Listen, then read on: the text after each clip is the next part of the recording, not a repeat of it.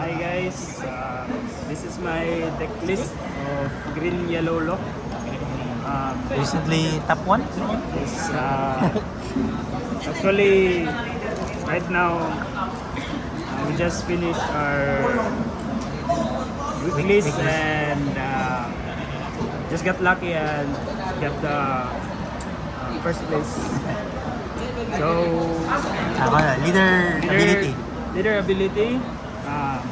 The next one, activate main once per turn. If the total cost of my characters on field is 5 cost or more, I have to bounce back a character back to 1. Then I have to check my top life. If that is 5 cost or less supernova type, I can play it. Oh, I prefer if in this deck going first because of the curve of the cards in the deck. Maybe at the fourth turn, I have to. That's the time that I have to attack leader or attack the board of the opponent.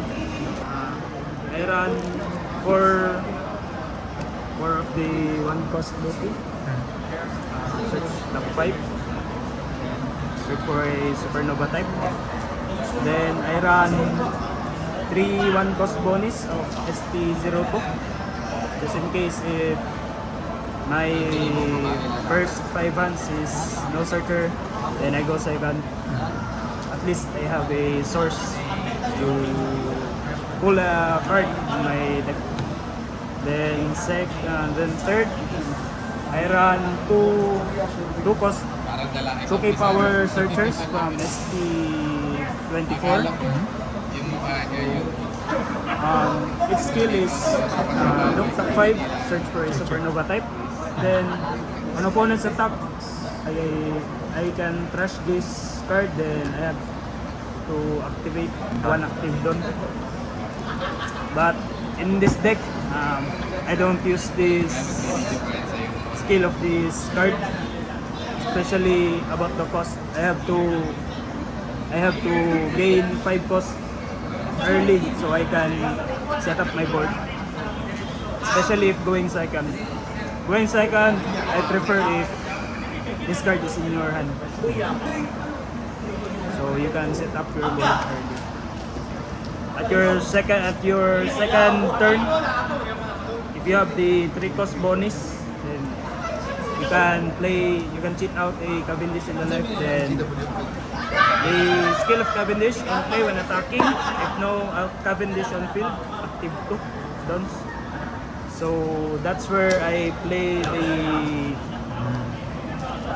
2 cost blocker veggies just to protect the Cavendish, especially about the removal decks, especially the decks nowadays have a removal. The skill of veggies, if there is a supernova type other than veggie, would be removed by field by effects.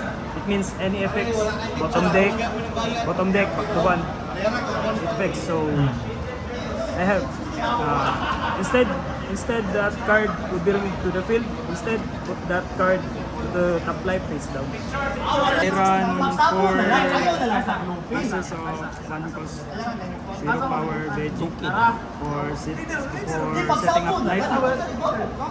Especially if I go first, then I have Cavendish on the field. And I play this, then cheat out a 5 cost blocker on the life. Then I use leader skill, so I can deploy with this with the skill of 5 cost block, so I can protect the Cavendish because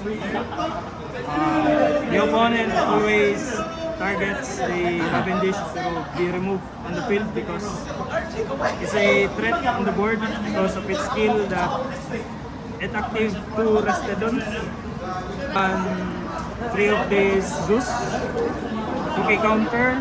Then especially I can remove a 5 cost character on my opponent's side. Then I have to add a top life, top card of my life, add to hand. Then and then I can KO a 5 cost, 3 cost, X-Trix, 2k counter.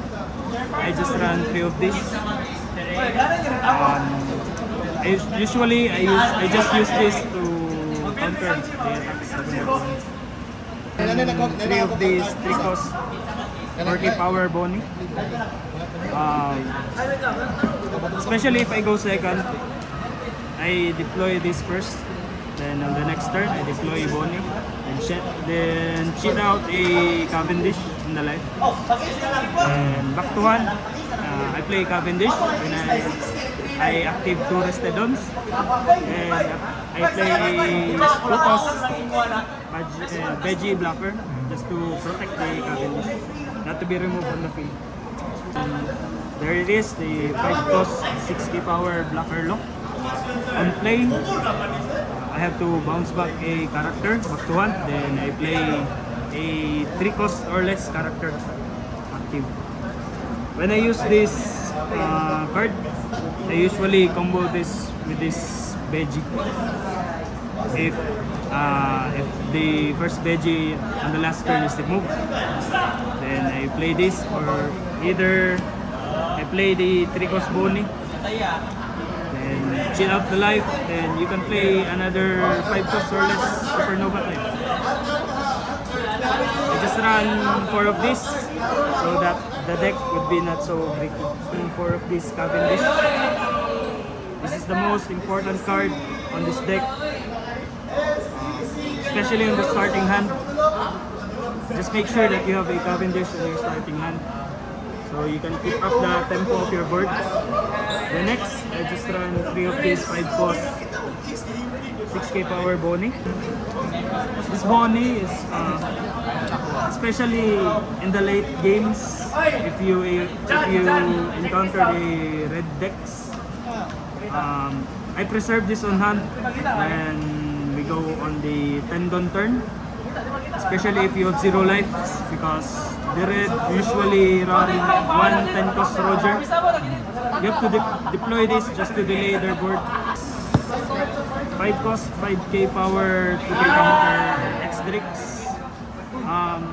Actually, I just inserted this just for the 2k counters, but its on play is as a 5 cost or less character on my opponent. Especially if you have to remove a specific character on your opponent, then they have a blocker that 5 cost or less, you can play this. Just one of these restan locks.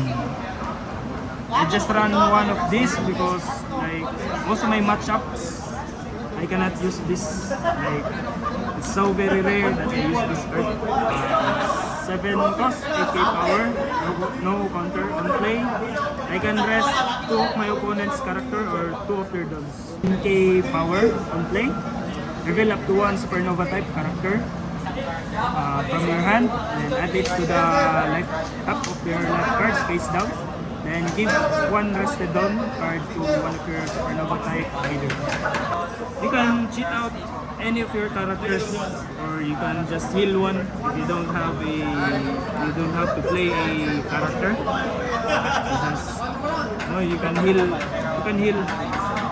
Next, the MVP of this deck,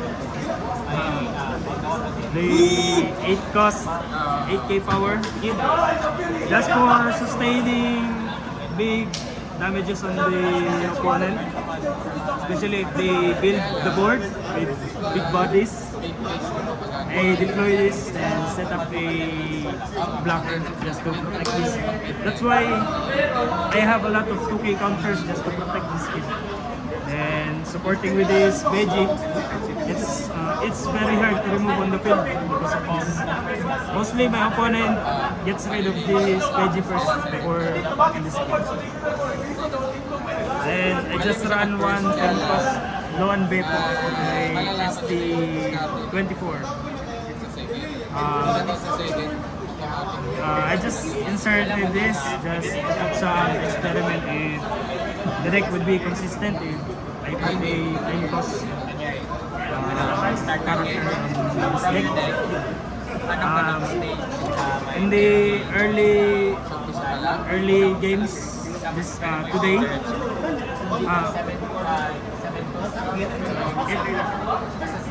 I didn't play this card. Mostly I play the 8 cost kid and below characters. So very rare that I use this card. I use this just to, if I have the 8 cost kid, and I can use this on the next turn. Just for the big bodies on the next turn, so I can end the game the next turn. Not to be removed on the field. Because if the Cavendish is removed on the field early, it's very hard for you to keep going on the field. Because it's the key card on this deck, the Cavendish. What are your matchups? Today, my first matchup is going against the... Sige, kalimot mo. Kalaban mo? Ano yun? Sa deck lang niya o sa kalaban? Hindi, sa My deck lang. first matchup this day is... Yung imo, sa deck lang niya.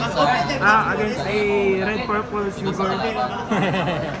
Red purple sugar. My strategy on that game, I go first. Actually, because it favors me a lot. I go first. My starting hand is this, or with this searchers. I don't mulligan because I just can search the Cavendish or any key card that I can use on the next turn. Playing against Sugar, I just develop my board. Then just doing my things every turn. Every turn I just deploy bodies. Then if they deploy, I just keep on attacking their character. They lose hand. That's when the time that I attack on their life. So I won on that game matchup against Red Purple. Round 2. Round 2, I played against Vegapunk. Vegapunk, it's a hard matchup because mostly of the cards on that deck mostly have triggers. Then they can cheat out life, though the Vegapunk have only 2 lives.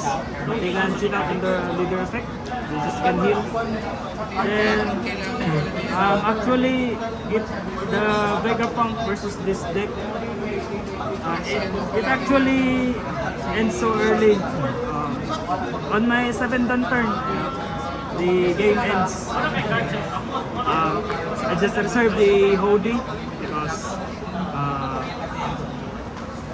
just like what I've said earlier, I preserve Kobe on the hand just to end the game. Since they have just 2 lives, then the Vegapunk loses hand. The remaining hand cards of the Vegapunk just 2. And I have 3 bodies on the field. So yeah, I use a Zeus to KO sa blocker. On my third matchup, I played against a red Rayleigh. Actually, it's a hard matchup for me since that leader is new on the set OP13. Actually, it's my first time to encounter Red Rayleigh on actual in this weeklies.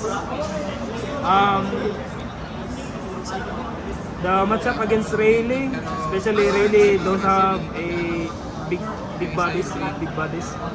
So my strategy on the Rayleigh matchup, I just keep on consisting deploying blockers because I'm preparing to deploy a kit. Because Rayleigh don't have much big bodies on their deck because it relies on the leader effect.